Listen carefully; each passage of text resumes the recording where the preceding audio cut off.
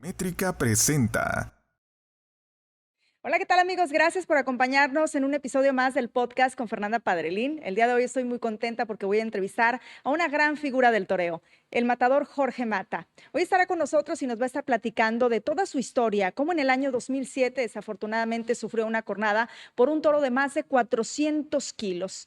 Pocos años después, desafortunadamente, perdió su pierna, pero eso no lo ha detenido y ha seguido con sus logros y sus metas. Hoy es un gran empresario, es activista y una gran persona. Por supuesto, los invito a que lo conozcan. Y bueno, gracias por acompañarnos. Ya la verdad estoy súper emocionada. Ya te presenté, Jorge. Estoy muy contenta de que te hayas tomado el tiempo de estar aquí con nosotros en el podcast. Y bueno, bienvenido. ¿Cómo estás? Muchas gracias, Fer. La verdad, muy encantado, muy contento de que me hayas tomado en cuenta para platicar. Y pues nos conocemos de muchos años Sí, y la caray. verdad que pues hemos ido ahí avanzando poco a poco y pues un gusto, pues, encantado de estar invitado a este podcast para que quieras, de lo que quieran platicar, con mucho gusto. Oye, bueno, la verdad es que sí, como dices, ya nos conocemos de muchos años y siempre he tenido la curiosidad de saber cómo eras desde niño, de saber cómo es tu historia, tu familia. Obviamente ha habido situaciones adversas muy difíciles, pero has salido adelante y eso no te ha truncado, has seguido adelante con tus metas, con tus logros. Pero bueno, a ver, cuéntame, ¿cómo eras de niño? Platica. Pues mira, fui en realidad sí, viví una niñez muy bonita. Ujú. Fui un chavo normal, soñador.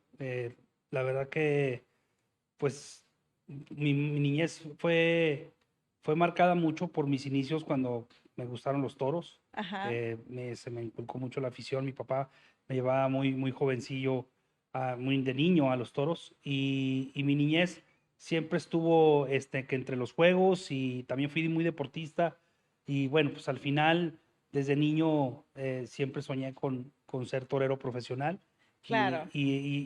Pues la verdad que se burlaban de mí los niños en el colegio, en la ¿Por escuela, qué? pero no creían que un niño, pues porque normalmente quiere ser futbolista, bombero, cualquier otro tipo de actividad, ¿no? Pero torero no cualquiera. Entonces, mi niñez sí fue muy marcada por querer ser torero, pero viví una niñez contento con mi familia, con mis dos hermanos, con mis abuelos. Me crié mucho con mi abuela, que en paz descanse, Edna, y la verdad que sí viví una niñez muy bonita. Oye, Jorge, a mí me pasaba que cuando era chiquita, pues yo me ponía en la tele así como que a ensayar, que daba las noticias y que salía y que era artista. ¿A ti cómo se te fue despertando? ¿Cómo ensayabas en tu casa o cómo te veías? ¿Cómo soñabas con eso? No, hombre, bien una risa, la verdad que jugaba en las fiestas, me ponían música de toros Ajá. pues a ver, Jorge, que torea el torero. Y me salía una toalla a torear ahí en la fiesta, era como que era el show, pues, y a veces hasta tenía un perro y me ponía ahí a torear con un perrito y agarraba las toallas y pues así jugaba. Ya después, bueno, ya en una edad ya de adolescente empecé a entrenar en el Bosque Venustiano Carranza. Oye, pero ¿qué onda? ¿Cómo eso del bosque? ¿Cómo que entrenaban en el bosque? ¿En qué parte? Mira, normalmente todos los novilleros o los aspirantes a toreros que han surgido en la laguna siempre buscaron un parque para poder entrenar. Y el Bosque Venustiano Carranza, aquí en la ciudad de Torreón, pues ahora sí que fue el semillero de donde entrenábamos todos los novilleros, desde un Valente Arellano hasta Arturo Gilio, el Yeyo, Ricardo Castro, los grandes matadores de toros que ha tenido la historia de la comarca lagunera, como que ese era el punto. Ujú. Te pongo un ejemplo, en la Ciudad de México, donde entrenan es en los viveros de Coyoacán. Ah, órale. Se buscaba eso porque es donde puedes hacer ejercicio, correr, pues es un buen bastión pulmonar, correr en el bosque, Claro. por la vegetación que hay. Entonces, como que era el punto. Y preguntando me decía, no, pues en el bosque entrenan los toreros. Entonces me empecé a arrimar desde los 14, 15 años al bosque y ahí veía entrenar yo a novilleros o a toreros ya consagrados. Ujú. Ahí en el bosque es donde fueron mis inicios y sí, mucha gente, de hecho, cuando pasan por la Cuauhtémoc, Ajá, es una rotonda, es una tipo rotonda como un ruedo ajá. y todavía a la fecha todavía existe esa rotonda, ¿no? Y ahí es donde siempre un tiempo entrené, Y luego otro tiempo pues iba también a la Plaza de Toros Torreón, Claro. ahí en la Colonia Moderna, y pues le combinábamos. Ahí es donde, esos fueron mis inicios a la edad de alrededor de los 15, 16 años, 17 años, para empezar para novillero, pero como te comento, pues desde niño siempre fue mi ilusión ser torero profesional. Y bueno, me imagino que pues no le tenías absolutamente nada de miedo, sino respeto, ¿no? Al toro. O sea, ¿cómo empezaste tú como novillero, empezaste a enfrentarte? Fíjate que la verdad que tuve un inicio que lo he contado siempre. Mi primer contacto con una persona del medio taurino fue con el ingeniero Valente Arellano. El ingeniero Valente Arellano, que le mando un fuerte abrazo y le tengo un gran cariño, papá de Valente. Ujú. Eh, un día después de una corrida de toros en la Plaza de Toros Torreón, eh, una persona de ahí me dijo, mira, él es el papá de Valente. Para mí Valente fue mi referente desde jovencito a los 11 años. Yo a los 11 años míos de edad, él tuvo un accidente aquí en Torreón donde perdió la vida. Yo tenía apenas 11 años, Ujú. pero lo vi desde los 9 años torear. Entonces para mí fue como mi máximo referente, mi ícono para poder yo abrazar esta profesión. Entonces yo veía a su papá como algo, porque fue el ingeniero Valente quien inició a Valentillo. Ok. Entonces llego un día, ya había fallecido Valente, yo tenía 16, 15, iba a cumplir 16 años. Y llego y me le planto, él estaba con otro señor y le digo, oiga, ¿usted es el ingeniero Valente Arellano? Y me dice, sí, ¿qué se te ofrece? Y yo sin pena de nada, nunca he tenido pena de nada. Yo le dije, oiga, pues yo quiero ser torero. Ah, sí, ¿cómo te llamas? Jorge Mata y quiero ser torero. Y se rió y volteó con el otro señor que estaba y dijo, ah, ok, y quiero que usted me entrene. Y se me quedó viendo así fijamente y me dice, bueno, entonces mañana te espero en mi casa para irnos al bosque. Y yo le dije, sí, ¿a qué horas? Con mucha propiedad. Me dijo, sí, a las 6 de la mañana.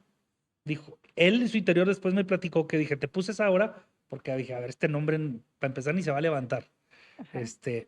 Y pues resulta que me dio la dirección, ahí en la colonia Los Ángeles vivía, y, y llego, me levanté yo a las 5 de la mañana, me fui caminando hasta su casa, hice como media hora, y llego y a las 6 en punto le estaba tocando donde él me dijo, él vivía en un edificio de 3 pisos y en el interfón a pique y píquele y luego como a los 10 minutos de estar timbrando sale, se asoma, ¿quién es? Y le digo, yo soy Jorge, pues vamos a ir a entrenar.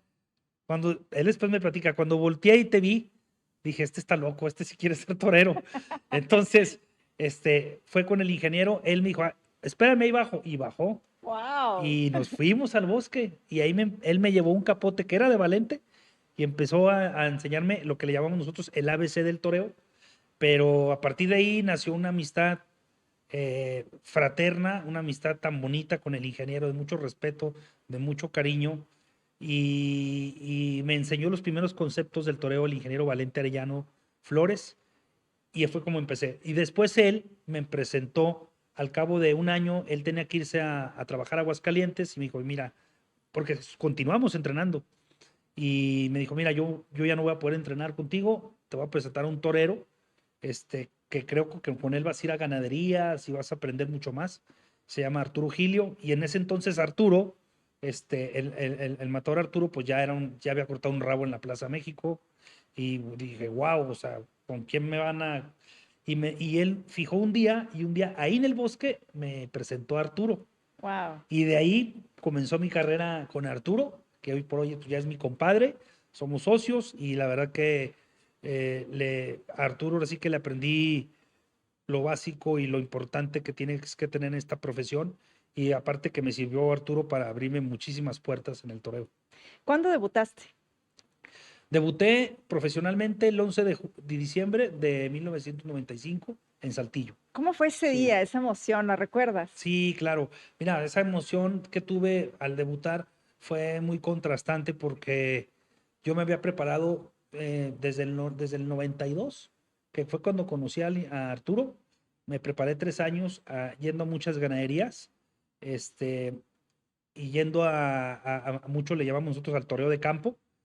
Y debuté en Saltillo en una novillada en la Plaza de Toros Fermín Espinosa de Saltillo, Coahuila, y ese momento para mí fue muy bonito, pero al mismo tiempo no tan bonito, porque previo a que yo debutara, recibí la noticia de que había muerto mi abuelita, la mamá de mi papá. Estaba un poco enferma y pues, previo a debutar me enteré que mi abuelita ya había fallecido y pues imagínate, yo vestido de luces, ya no pude, pues no pude en ese momento venirme para acá, tuve que torear y al final viajé de noche para amanecer aquí el día 12 de diciembre, día de la Virgen, pues ya para despedir a mi abuela. Pero la emoción al mismo tiempo la viví muy bonito porque fue un sueño de debutar de luces y en mi estado, en Coahuila, en Saltillo, y pues para mí fue muy gratificante. Oye, y la verdad es que admiración total para ti, porque tu esfuerzo de niño, cumpliste tu sueño, lo tenías en la mente y dijiste voy por ello y lo hiciste, Sí, ¿no? sí, Y sí, sí. además fuiste uno de los primeros o el primero lagunero en torear en España, Sí, ¿no? sí, fíjate que también esa etapa la viví y aprendí muchísimo. Me fui, Fer, con $200 y con ropa, y ahora sí que como de mochilazo, me fui a España a Órale. probar suerte, y gracias a Dios que pude conocer a un torero muy importante en ese entonces, Pepe Luis Vargas, que tenía una escuela taurina en Écija, Sevilla, y ahí fui a dar, estuve unos días en Madrid y por medio del matador César Pastor, que allá me lo encontré en el aeropuerto cuando recién llegué, él fue quien me mandó a esa escuela era un pueblito en ese entonces, ahora Écija es una gran ciudad, y ahí viví un año, 2 meses, la verdad que fue muchas experiencias, toreé en España, Wow. debuté como novillero sin picadores en España y fui el primer lagunero en pisar esas tierras y en haber toreado en España, donde corté una oreja en la primera novillada y 2 orejas en la segunda. Toreé esas 2 novilladas, pero pues, conocí a mucha gente, eh, conocí a tantos amigos que hoy por hoy los sigo conservando a paso de los años. Y eso que te comento fue en 1996, 97. Híjole. Pues, Oye, Jorge, y dejaste de estudiar, me imagino, para dedicarte al toreo, ¿no? O sea, ¿cuánto sí. fue al último grado que llegaste? Nada más hice un semestre de live, terminé mi preparatoria y en la UANE, ya no pude más estudiar. No, pues Empecé el primer claro. semestre, hablé con mis papás, me senté con ellos y fue una decisión que en conjunto tomamos, sobre todo con mi mamá. Mi papá trabajaba todo el día, trabajaba en Francisco y Madero, se iba muy temprano y regresaba ya muy noche. Y en esas épocas veía muy poco a mi papá, la verdad, él chambeaba mucho en ese entonces por aquel lado y trabajaba para un banco agrícola y pues mi mamá fue con quien más tuve la confianza de decirle, mamá, yo también tenía como que otro sueño, que quería ser piloto aviador. Mm, Y había hecho mi examen aquí en La Joya para entrar a la Escuela Militar de Aviación y me aceptaron. Entonces me estaban mandando, te mandaban como cartas. No existía todavía el correo y todo eso. El internet no estaba tan consolidado como hoy, como un medio de información y me llegó la invitación para ir a Zapopan, a la Escuela del Aire de Aviación Militar, había sido yo seleccionado de 1,500 jóvenes, habíamos seleccionado 300. wow. Y cuando me llegó esa carta fue cuando me dijo mi mamá, ¿qué quieres hacer?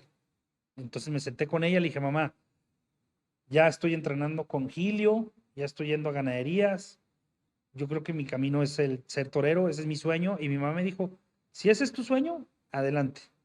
O sea, enfócate, si ya no vas a estudiar una carrera, si eres consciente que te puede pasar algo, y me lo dictó mi mamá, te puede pasar un accidente, pues sí, yo sé que es una profesión riesgosa, de las de más alto riesgo en la vida, pero ese es mi sueño. Y entonces mi mamá me apoyó, dijo, bueno, abraza ese sueño, nada más aquí, cuando estés en Torreón, tienes que trabajar. Teníamos un negocio mi abuelo hacía botas Ujú. en el centro, tenía un negocio con más de 30 años, fabricaba calzado y arreglaba calzado. Fue de los primeros, mi abuelo en Torreón, en fabricar bota hecha a mano, y aprendí yo esa vocación.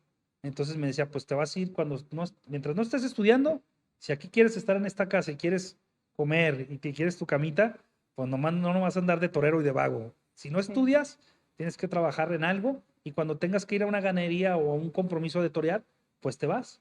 Y entonces así estuve algunos años hasta que de plano ya abracé mi profesión 100% de novillero y luego ya de matador. ¿Es caro ser torero? El traje de luces y todo lo que tienes que hacer, Sí. viajar, ¿cómo le hacías? Es una profesión, Fer, que al inicio cuesta mucho dinero, es una profesión, no es una profesión barata, es una profesión que requiere de inversión, es pagarte los viajes, como tú dices, los trajes de luces, el capote, la muleta, todo es caro. Y pues yo en lo personal tuve que buscar mi camino pues, con padrinos, con gente que creía en mí, que tenía, que me veía aptitudes para poder ser un torero importante y también tenía que a veces que trabajar en algo para poder solventar y siempre hubo gente que me echó la mano, que me decía, oye, voy a torear en Puerto Vallarta, pues ahí te va un dinero para tus autobuses y luego a veces lo que hacía es que también rifaba cuadros, ¿En serio? rifaba pinturas de don Fernando Ibarra, que le mando un fuerte abrazo, ¡Wow! o de don Ramón Reveles. Había empresarios que me decían, oye, pues no tengo, no me gusta darte el dinero así, gánatelo. Pues, dígame, pues ahí está ese cuadro y rífalo y con lo que saques, te vas para tus viajes. Y empecé así, poco a poco, siempre, la verdad nunca me ha dado vergüenza trabajar ni hacer nada. Siempre he sido un hombre desde joven que nunca me ha gustado que la gente me regale nada, sino ganarme las oportunidades. Y entonces, pues, hacía de todo. A veces también vendía publicidad Ujú. y pues ahí iba poco a poco hasta que ya de novillero me empezó a ir mejor y ya pues en algunas novilladas me daban mis gastos. En realidad de novillero fue invertirle. Te digo, en España trabajé de mesero. O sea, Mira, sí, porque los oye, $200 no me iban a durar. Con bien. $200, 200 en que entonces, todavía eran las pesetas, todavía no era el euro, Claro. todavía no se consolidaba la España hacia la Unión Europea en cuanto a la moneda. Entonces, pues los $200 eran creo que 1,500 pesetas. En ese entonces pagué nada más 2 meses en un cuartito de donde vivía, en una pensión. Ujú. Pero pues cuando se me acabaron esos 2 meses y ese dinero, dije, ¿y ahora de qué como? La verdad que mucha gente en Écija les caí bien y me invitaban que, ahora vente a cenar conmigo, pero necesitaba para pagar la pensión. Claro. Entonces, trabajaba de mesero en una peña, le llaman peña, que es un restaurante donde van muchos taurinos. Y lo que hacía yo es que le lavaba los trastes y era una peña que al mediodía iba mucha gente a comer. Entonces yo lavaba los trastes, las vajillas y terminaba a las 7. Y el señor me decía, tú aquí tienes tu comida, tu cena y te doy, en eso entonces me daban creo que 20 pesetas a la semana. Pero lo que me decía es que si te quieres quedar de 7 a 12, 1 de la mañana, te puedes quedar a meserear y me empecé a quedar de mesero, iba muchos españoles ya grandes de edad. Mm. Entonces yo les contaba chistes de Pepito. Ah, Entonces les gustaba mucho a los señores ya grandes de edad escuchar a un mexicano, porque aparte les gusta cuando hablas. sí, claro. El La acento. tonada del acento del mexicano Sí. les gusta mucho en España. Entonces los españoles decían, a ver, mexicano, cuéntanos unos chistes. Entonces les contaba chistes y me daban muy buenas propinas. Ah, muy Entonces de bien. repente ya hasta tenía dinero para comprarme ropa, me compraba unos calcetines o ropa íntima de mis calzones y una playerita, o me decían, oye, vamos a ir a tal lado, a Málaga. No, pues yo ya tenía mi dinero para moverme, Wow. mientras entrenaba todas las mañanas en la escuela taurina. Tú sobrevivías, ¿eh? O sea, tú Sí. salías adelante, Yo, la verdad, siempre. hasta la fecha. Sí, claro, Yo aprendí que en esta vida tienes que trabajar y que nada te va a llegar del cielo. Ni nada, claro, ni volteando al techo en un cuarto, en cuatro paredes, te va a llegar el plim, el dinero y te va a llegar la situación. Entonces claro. aprendí desde muy jovencito a que si tenía hambre, pues tenía que trabajar para comer. Y aparte siempre me ha gustado comer muy bien, entonces pues tienes que trabajar mucho.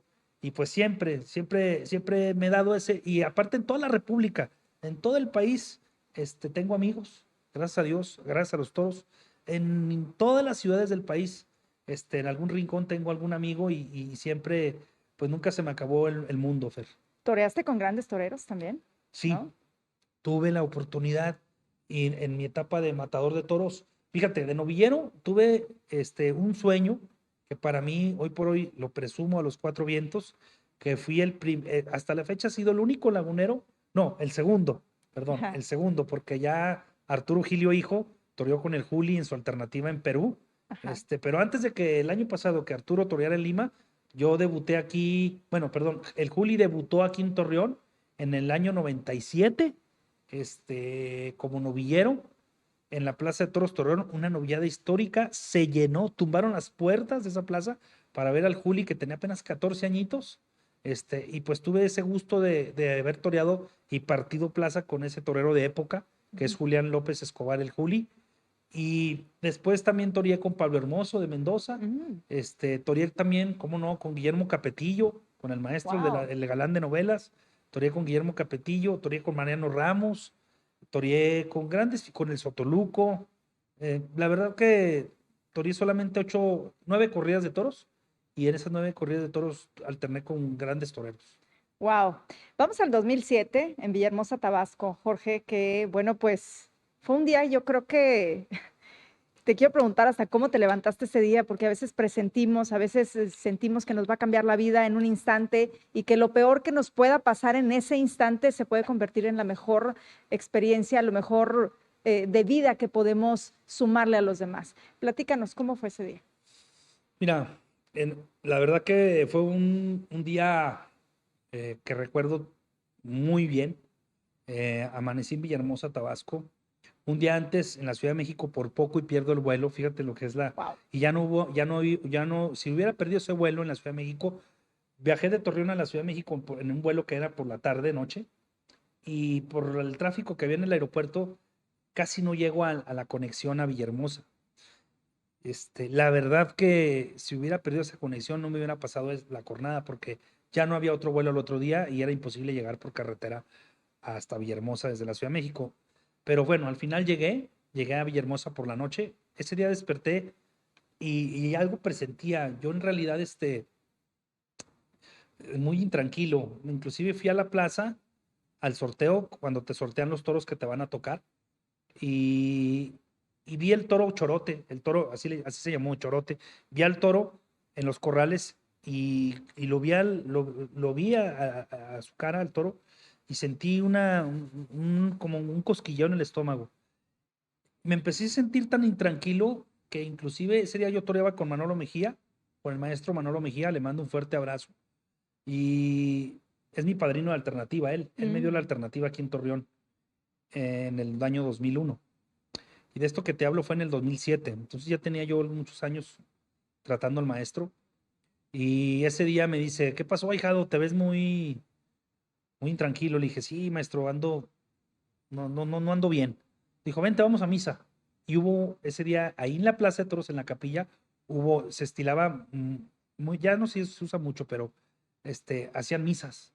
Entonces me quedé toda la misa y cuando salí de misa, créeme que salí muy diferente. Me fui al hotel, me comí un plato de fruta y la corrida era a las 6 de la tarde. Por el calor que hacía en Villahermosa, que hace en Villahermosa, las hacen un poco más tarde. Y pues llegué a la plaza y pues esa vez fue la cornada tan grave que me pegaron en la femoral. Este, fue un día muy trágico, porque aparte iba solo, Ujú. no iba nadie conmigo. O sea, no iba a viajar un amigo y al final no tuvo problemas en su casa y no pudo. Y pues la verdad que fue una cornada muy dolorosa, muy tremenda, no me la esperaba. Y fue una cornada, Fer, que me cambió la vida. O sea, en realidad la cornada fue tan grave que ha sido nombrada como una de las cornadas más graves y mortales en los últimos 20 años, la que me pasó. Como esa cornada han muerto Manolete, murió Paquirri, el esposo de Isabel Pantoja, han muerto más de 3 o 4 toreros de una jornada y similar a la mía, que fue femoral, safena y ilíaca. Las tres venas que llevas en la pierna, el toro me las trozó y pues eh, en la ambulancia me iba muriendo y en realidad estoy vivo de milagro. Sí, casi te mata. Y vas al hospital y ¿qué pasa? ¿En ese momento estabas consciente cuando ibas en la No, ambulancia? en la ambulancia, Fer, perdí yo 5.8 litros de sangre. Vale. Prácticamente me desangré. Sí, Tenemos creo que entre 6 o 7, no sí, recuerdo sí, bien. sí, sí. No, perdón si estoy en un error, pero en la ambulancia era un río y eran 3 jóvenes de unos 16, a lo mejor el que más estaba grande tendría unos 20 años, pues iban llorando, asustados. Y yo les iba dando las instrucciones. Yo les ¿Cómo? decía, porque me hicieron un torniquete y yo les decía, siéntate en la pierna, porque la presión de la vena, o sea, era una manguera, porque el corazón va directo la vena hacia la femoral. Entonces era un río de sangre y yo iba suplicándoles. En ese momento les gritaba yo al que venía manejando que le diera porque yo me iba muriendo. Te lo juro que sentí la muerte. La verdad, yo puedo decir que en realidad, este, sentí la muerte muy cerquita. O sea, yo viví aquí con la muerte porque se me empezó a ir el oído, ya dejé de escuchar Sirena. la sirena, la dejé de escuchar y ya nada más veía que los chavos gritaban, no escuchaba, pero yo les gritaba que le apretaran porque se me hacía que no llegaba, Fer. Y en ese momento me sentí como un asquelito y es como Dios te hace sentir ante el mundo. Cuando Dios te llama, te sientes el asquelito, seas quien No seas eres y nada. tengas lo que tengas Claro. en la vida. Propiedades, dinero, lo que tú quieras, cuando la muerte te dice, vente para acá, eres un asquelito y no hay ni un poder que te pueda quitar esa sensación. Yo la sentí, pero en ese momento, Fer, yo me encomendé mucho a Dios, traía un escapulario, lo empecé a morder de la desesperación, pero yo ahí en un momento me derroté, yo dije, Dios mío, ya estoy aquí, yo veo que estos chavos no pueden y yo veo que no voy a llegar, en tus manos estoy, recógeme.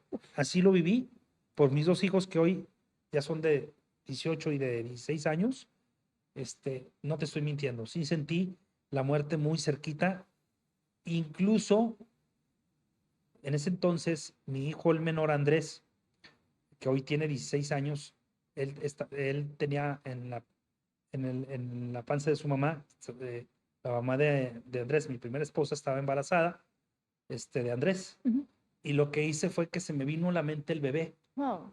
Las fotos que yo había visto de Andrés, de cuando vas al doctor, Sí. se me vino a la mente y me dio una tristeza que yo ya no lo iba a conocer. Entonces, esos fueron mis últimos recuerdos, porque cuando llegué yo al hospital, ya no más sentí que me manipulaban y que me bajaban, Ujú. y yo ya desperté a los 3 días con ventilador. Sí. En terapia Entonces, intensiva, me imagino, te terapia metieron. intensiva, sobreviví, de verdad que sobreviví porque no fumaba. El doctor me dijo, no fumas, eres un atleta porque corría mucho. Te dijo, tu corazón estaba tan fuerte que con la pura agua que te había en el cuerpo, te dio un shock hipovolémico y pudiste tú, o sea, tu corazón no se paró, no te tuvimos que revivir, o sea, te pusimos transfusión y en automático con la transfusión, porque todavía alcancé en la ambulancia a decir mi tipo de sangre. O sea, Entonces, el chavo que ajá. venía manejando con el radio comentó que era O positivo, que por favor, y les explicó que yo ya iba desangrándome, que necesitaban plaquetas para llegar lo que llegué fue que me conectaron y eso fue lo que me salvó. Sí. Híjole, Jorge, qué barbaridad. Despiertas y en ese momento, ¿qué pasa? Cuando te das cuenta de todo lo que había sucedido. Mira, la verdad que desperté en ese entonces, durante esos 3 días, ni mi papá pudo irse. El que se pudo ir al segundo día fue un compadre mío, que es padrino de mi primer hijo, de Diego. Se llama Gerardo Lozano. Ujú. No sé si lo Sí, sí, conozcas. sí, claro. Él manejó muchos años la Feria de Gómez. Gerardo, al cual le mando un fuerte abrazo y la verdad que fue la primero que desperté y lo vi Ajá. y me dice, pinche compadre, te estás muriendo.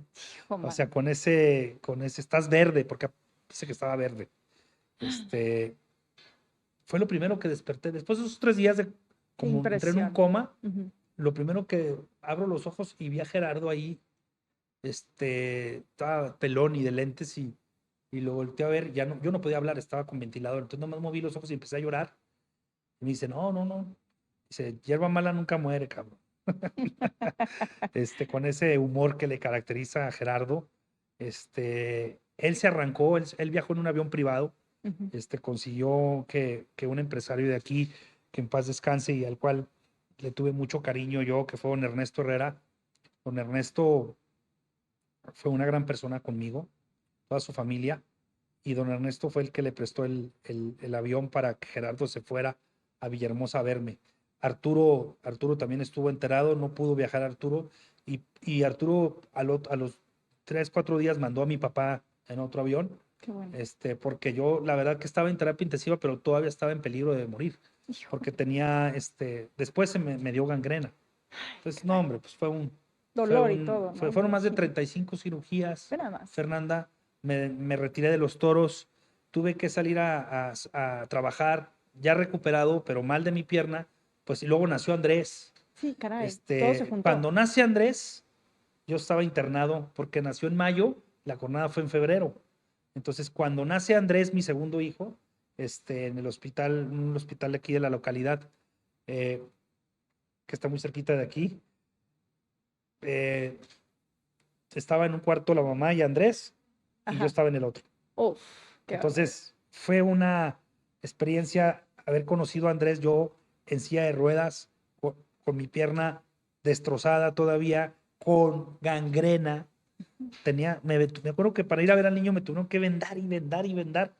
Y los doctores, con mucho cuidado y con cubrebocas y pues tener que cargar Sí, claro. a Andresito, que hoy tiene 16 años, y conocerlo así. Y luego todavía el otro día él se tuvo que ir con su mamá a su casa y yo quedarme otros 28 días No internado. manches, impresionante. Sí fue muy duro para mí. Es, Hoy por eso hoy con orgullo lo veo y cómo hemos salido adelante, porque pues en ese entonces estaba abrumado de que no sabía Sí, cómo iba a sobresalir, si ya sin poder torear, cómo iba a salir adelante, porque mi profesión era ser torero, pues claro. ahora con la pierna así toda jodida, toda cornado y sin haber estudiado, sin haber tenido un respaldo, pues dices tú, con 2 hijos, bueno, con uno de 3 años y uno de meses, y tener que pagar renta, tener que pagar tantas cosas, entonces se me vino el mundo encima, pero mira, gracias a Dios, tengo muchos amigos bendecidos y apenas salí de ese hospital en muletas y ya prácticamente tenía un trabajo fijo. Me invitó al licenciado Ricardo Rebollo, también le mando un fuerte abrazo como director del deporte, subdirector del deporte en el municipio de Gómez y inmediatamente me puse a trabajar. Pero Jorge, anímicamente, ¿cómo te fue? Porque obviamente es mucha adrenalina en el hospital y estás atento a lo que está pasando cuando los doctores están, sales del hospital, te enfrentas a una realidad y ¿cuál es esa realidad? O sea, exactamente qué sentiste emocionalmente, ¿te enojaste con Dios? ¿Sentiste frustración? Sí. ¿Qué pasó? Sí, reniegas de la vida, reniegas de Dios, te sientes abandonado en muchas situaciones. No me sentí tan apoyado en muchas situaciones también personales, ¿no? La verdad que se te vienen muchos sentimientos en, en, en ese momento y solamente mentalmente tu fortaleza como hombre es la que te hace decir, me tengo que sobreponer. Y en realidad, Fernanda, el carácter que me forjó la profesión de ser torero, eso es lo que me ha ayudado a vencer muchas cosas, porque pues te estoy hablando en el 2007, Claro. pero luego en el 2014, a los 7 años, pues enfrento en otras circunstancias muy diferentes a las que la jornada de las que les estamos platicando, que fue en el año 2007, pero pues enfrento también a amputarme la pierna. ¿Cómo lo decidiste Entonces, eso? ¿Cómo fue? no, eso lo decidí, Fer, lo fui cabildeando algunos años. Yo al final de esta jornada que les platico y que te platico, ya no quedé bien de mi pierna. Fueron 35 cirugías para poder medio mantener la pierna. Me dio una infección que es una osteomielitis en el hueso del tobillo de la pierna derecha. Y con esa osteomielitis viví 4 años, muy enfermo, estaba de repente bien y luego de repente me daba fiebre y luego dolor y me tumbaba, de repente estaba con una reunión en algún lado y pues me tenía que ir a la casa a inyectarme para el dolor y con fiebre, porque tenía una infección en el hueso, entonces mi sangre estaba infectada, entonces estaba muy malo y mucha gente me decía que yo tenía ya que amputarme, pero te lo decían, pero para ellos era fácil. Claro. Y no es fácil tomar una decisión. Si a lo mejor cortarte una uña es difícil, ahora una pierna. Entonces, yo intenté por todos lados conservar mi pierna, pero si lo hubiera conservado, ya no hubiera quedado caminando bien. Ujú. Entonces, visité a un doctor en Phoenix, Arizona, en Estados Unidos, y el doctor gringo me dijo, tú te tienes que amputar, ya no vas a quedar bien de esa pierna.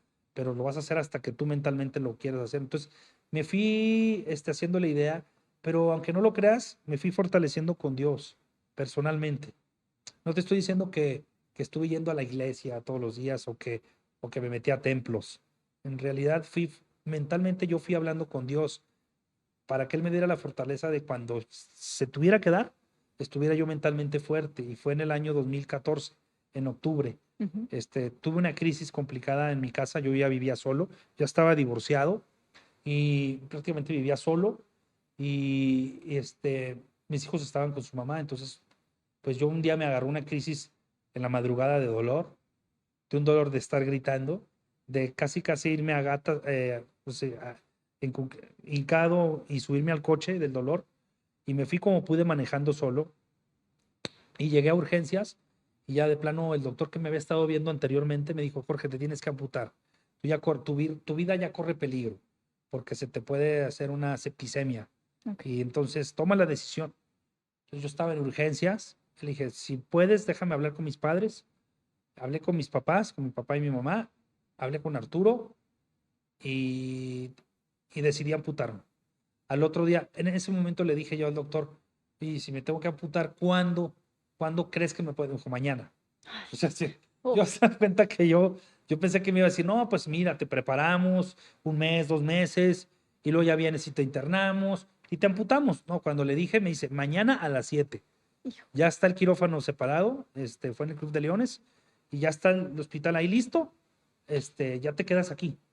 Y en eso, pues Oye, tuve que hablar con Dios, hablé con mis 2 niños chiquitos y les hice parte de la noticia y pues me fui a ese quirófano mentalmente sabiendo que al otro día iba a amanecer ya sin pierna. sí, esa noche me imagino que ni dormiste No dormí, ni nada, no, nada. esa noche no dormí, esa noche estaba conmigo un amigo mío, Hugo Velázquez, estaban 2 o 3 amigos, se quedaron a dormir conmigo, Mira, Arturo estuvo conmigo toda la tarde.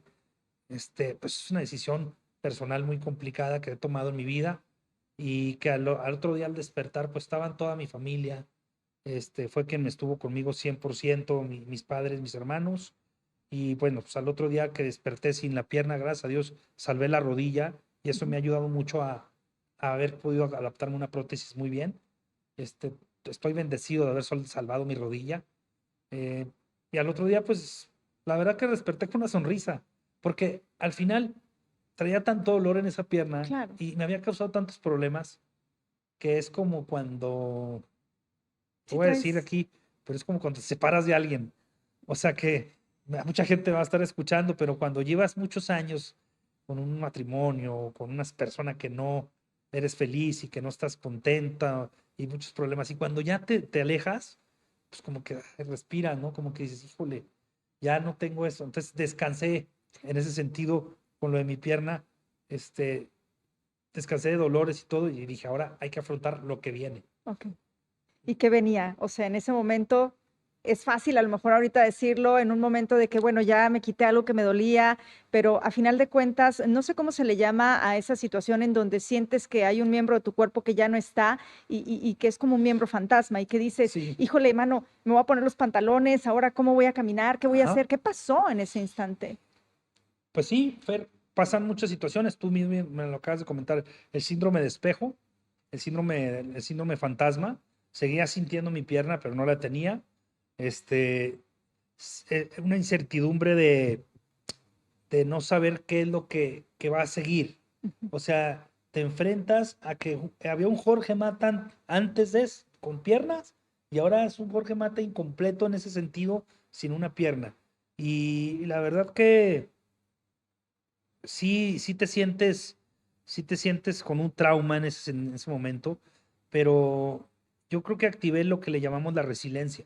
Claro, Me hice resiliente, me hice un hombre resiliente. Tuve que decir, si no tienes 2 niños chiquitos, que tienes que pagarles el colegio y tienes que salir adelante, entonces no te puedes lamentar que ya no tienes una pierna. Tomaste tu decisión personalmente, lo hiciste con convicción, nadie te obligó, lo hiciste por salud. Así es que Jorge, échale huevos y hay que salir adelante y hay que trabajar y que nadie te venza, ni nadie te voltee a ver raro, tienes que ser un ejemplo para ti y para tus hijos, primeramente. Entonces, lo que activé fue esa resiliencia de decir, venga, Jorge, ahora vas a hacer cosas diferentes, ahora está una prótesis, nada en el mundo, si todavía tienes vida, nada en el mundo se acaba, estás joven todavía, estás sano, esto no te va a detener, y eso fue lo que pensé, Fer. Eso fue lo que pensé. Por un momento me voy a mover con muletas, pero estoy seguro que con mi prótesis, y me fijé en mi mente eso, que tenía que yo ser un hombre renovado.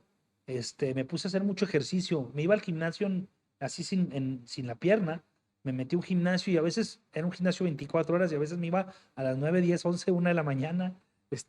Claro, hubo un duelo. Y Claro. ese duelo, porque pierdes una parte, una extremidad de tu cuerpo, ese duelo lo viví, lloré lo que tenía que llorar, lloré de rabia, enojado, pero después me levanté un día en la mañana y dije, ya, aquí ya no se vale llorar, aquí se vale sonreír, aquí se vale salir adelante, y tienes dos niños que tienes que demostrarles que su papá es un chingón y que va a salir adelante y que va a salir a tope a su capacidad. Y eso fue lo que me metí en la mente, Fer, que tenía que ser un ejemplo para mis hijos, y eso me sacó adelante. ¿Cómo fue adaptarte a la prótesis? ¿Fue difícil? ¿Tuviste que hacer algún tipo de terapia? Sí, tuve que hacer terapia y tuve que visitar a un protecista, que es el ingeniero Caudillo, y él fue el que me empezó a pedir unos movimientos en la pierna para la circulación, y un vendaje especial que tienes que llevar durante 2 meses. Te tienes que vendar tu pierna mucho para que no se te inflame y se te haga una forma bien de tu muñón para poderte adaptar. Tuve que ser paciente, que no es una de mis cualidades, la paciencia, y tuve que ser paciente para que en el momento adecuado empezar a hacer mis visitas para mi primer prótesis. Eso fue en octubre, pero yo ya, octubre, noviembre, en diciembre ya estaba yendo al cine con mis hijos, Wow, yo con prótesis. excelente. La verdad que fue un día que no se me olvida, cuando me pusieron mi primer prótesis y caminé y me volteaba a ver al espejo, y algo que disfrutaba mucho, que ahora todo el mundo lo ve común, pero yo durante 7 años no pude usar. Tú me conociste cuando traía como Bota, ¿no? una Como, bota, ¿te sí, sí, acuerdas? sí, claro. O sea, durante muchos años anduve con bota, con calcetín. Sí, Entonces, sí, no sí. me podía poner el otro zapato porque mi pierna se inflamaba, Ajá. perdón, se inflamaba, y entonces, siempre compraba un par de zapatos y el nuevo se quedaba ahí, el derecho. Sí, claro. Entonces, el izquierdo, pues, el día que pude ponerme mis dos zapatos, me volteaba a ver al espejo y decía, no, hombre, qué chulada. Mira, Wow. mis dos zapatos, algo que todo el mundo ve normal, cotidiano, durante Excelente. muchos años yo lo extrañé. Y fueron las cosas, y volver a caminar, y volteaba a ver al espejo y me veía ya con un pie normal y el otro también. Entonces son de las cosas que me llenaron de ilusión al principio, que volví a caminar con prótesis, para luego después volver a torear. Toreaste nuevamente. Así ¿Cómo es. fue? ¿Cómo fue ese Así es. regreso? La verdad que fue por culpa de Arturo, que fue el que me dijo que cuando estaba antes de irme a amputar en el hospital, cuando ya iba al quirófano, me dijo, compadre, vas a ver que todo va a salir bien y muy pronto vamos a estar hasta toreando juntos. Wow. Vamos a volver a torear algún día. Entonces eso me lo metí mucho a la cabeza, y eso fue también la ilusión de volverme a recuperar. Y luego investigué y nunca había habido un torero con prótesis de pierna en la historia. Y ni lo ha habido. Un torero profesional que se ponga una pierna robótica y se enfrente a un toro. Entonces, para mí eso se me hizo como una proeza. O sea, Claro. decir, quiero ser el primer hombre en el mundo que toreé un toro de lidia o un novillo con una pierna que no es la normal, Ajá. que una pierna de robot, Ajá. con una prótesis. Entonces, yo, gracias a Dios, fui el primero en el año 2010. A los 2 años de la amputación, toreé, y con Pablo Hermoso, ¿En dónde? en Lerdo. En Lerdo. Sí, en Lerdo. Wow. Y Pablo Hermoso había estado cuando me cornaron en Fíjate nada Villahermosa. O más. sea, fue como película. Qué ejemplo. O sea, ¿cómo es posible que con el torero que me parte en la pierna, que me salva, se ve en el video que él me pone el torniquete y él me taponea la herida, y no lo volví a ver jamás hasta que me lo vuelvo a topar yo volviendo a torear los dos en una plaza de toros, ya con la vida sonriéndome. Wow. Entonces, sí son cosas muy, muy bonitas que yo le digo a mis hijos que cuando tengan sus hijos, que yo ya sea abuelo, pues yo creo que voy a tener muchos temas para Wow, platicar. impresionante. La verdad es que eres un superviviente y me encanta que ahora también ayudas a mucha gente que también está en las mismas condiciones. He escuchado que has conseguido prótesis Sí, a chavos que han tenido cáncer y eso me llena de mucha alegría porque además eres activista, ayudas a la gente porque sabes lo que es el dolor, sabes sí, lo que es el sufrimiento y eso te ha hecho este ser humano también, ¿no? sí, Fer. Lo único que hago es dar un poquito de lo que Dios me ha dado. Y estoy muy convencido que para que Dios te mande las oportunidades tienes que dar. Soy un hombre que doy mucho. Sí. No me toco el corazón para ayudar cuando puedo y a quien puedo. O sea, en realidad eh, estoy convencido de que para que Dios te dé a manos llenas, tú también tienes que dar. Entonces, sí he donado 5 prótesis de pierna. Voy a donar este año, yo creo que una más, o a lo mejor 2. Todavía no los hago público, y lo hago público para que la gente sepa que tienes que Y ayudar que lo y que lo repliquen, replique, claro. porque vivimos en una sociedad eh, ya muy escasa de valores, Sí. cada vez más, y es cada vez más la gente que necesita ayuda. Y pues he tratado de ser un ejemplo en cuanto a la inclusión, en cuanto a la discapacidad, de que no, de que se puede. Y ayudo a mucha gente, y a veces, no todos los días lo publico, pero sí ayudo a mucha gente, hasta a veces en un crucero, veo hombres sin piernas, y pues si tengo aquí dinero, créeme que me da igual si ese dinero lo necesito para pagar otra cosa, yo se lo doy. Claro. Ya después Dios, y sí, Dios me manda a manos llenas, o sea, Sí, todo me manda fluye, ¿eh? oportunidades de trabajo, Claro. sí, me da oportunidades de hacer conciertos, de hacer shows, más que a otra gente, porque pues yo creo que trata uno de ser dadi- dadivoso con la gente. Claro, Y en realidad sí he donado prótesis, y mientras Dios me permita tener los recursos, a veces lo hago con recursos personales, o a veces también de empresarios, ujú. que les digo, oye, pues, oye, ponle tanto, pues si te lo gastas en una cena, ¿Cuánto hombre, cuesta una en un viaje. prótesis? Una prótesis anda entre 80 y 200,000 pesos, Más la rehabilitación, me más la imagino. rehabilitación. Una buena prótesis anda ahorita entre 10 y 12,000 dólares, o hasta 20,000 dólares también te Fíjate puedes nada gastar. más. Pero yo trato de donar prótesis a mi alcance, para que la gente se pueda levantar y se pueda reactivar y caminar. Claro. Y es lo que he tratado de hacer, pero pues sí hago muchas cosas para apoyar. Y pues te digo, lo hago con la convicción de que cuando esté uno arriba, te mueres y te diga Dios, bueno, pues cuéntame de tu vida. ¿Qué Claro, hiciste para ayudar? exactamente. ¿A quién ayudaste? No, pues no hice nada. No, pues tú vas para abajo. No, pues tú vente a este lado, pues. Me gusta cerrar las entrevistas siempre con una pregunta y lo hago con mucho respeto y de corazón, porque creo que quienes se han sentado en esta silla en el podcast es gente que es muy valiosa, que es superviviente. Y la pregunta es, ¿cómo te sientes hoy contigo? ¿Cómo te sientes? Pues mira, me siento bien, eh, con muchas ganas de seguir haciendo cosas, de seguir trabajando. Me siento bien, hoy por hoy tengo una familia, para mí es lo más importante. Sin familia es complicado. No quiere decir que el que no tenga la familia no sea feliz, pero me siento realizado, Fernanda, como persona, y como papá, y como hombre de familia.